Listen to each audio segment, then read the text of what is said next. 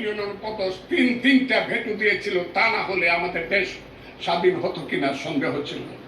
সেই মুক্তিযুদ্ধের সঙ্গে যখন 1 মাসের গণ আন্দোলনকে তুলনা করা হয়, তখন মুক্তিযুদ্ধকে ছোট করা হয়। আমি মনে মনে ভাবি হয়তোবা আমি মরে গেলেই ভালো হতো। আমি আজকে আপনাদের কাছে প্রশ্ন রাখতে চাই, 5ই আগস্টের পরে কি হলো? আমাকে একটু 5ই আগস্টের পরে কি হলো আপনারা জানেন। এইখানে ইউনূস সরকার ছিল, আমি শিল্পকলার সামনে থাকি, একটা গান হইতে পারে নাই, একটা নাটক হইতে পারে নাই, একটা লালনের গীতি হইতে পারে নাই, একটা বাউল গান হইতে পারে নাই। সব কিছু কালো শক্তি ধ্বংস করে দিয়েছিল। তারা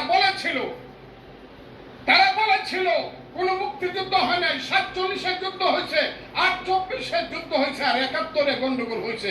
সেই দিন মুক্তিযোদ্ধা হিসাবে আমি বলেছিলাম, আমি বলতে পারবো কিনা কথাটা আপনি, এই আলবদর রাজাকারের বাচ্চারা, এখনো কিন্তু ফজলুর রহমানদের মতো মুক্তিযোদ্ধারা জীবিত আছে। দেশে মুক্তিযুদ্ধ হয়েছে, মুক্তিযুদ্ধ সত্য, 30 লক্ষ লোক জীবন দিয়েছে, এটাও সত্য। এই যুদ্ধের মধ্য দিয়ে আমরা সেদিন তাদের সঙ্গে যুদ্ধ করেছি।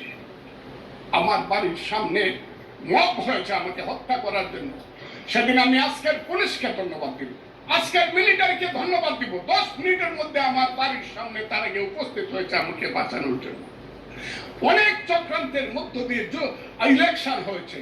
সেই ইলেকশনে তারা কি করেছে, আজকে যারা আমার ডান দিকে বসে আছে তারা কি করেছে? একদিন তো আমরা ভাই ছিলাম নাকি?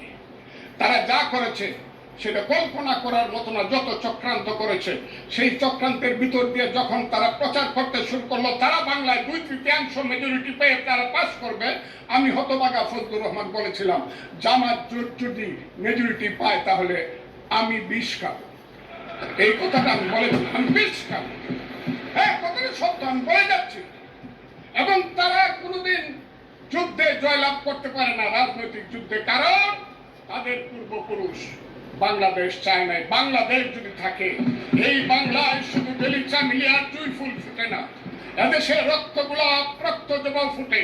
এদেশের জঙ্গলে শুধু কোকিল ডাকে না, এদেশের জঙ্গলে রয়্যাল বেঙ্গল টাইগারও থাকে।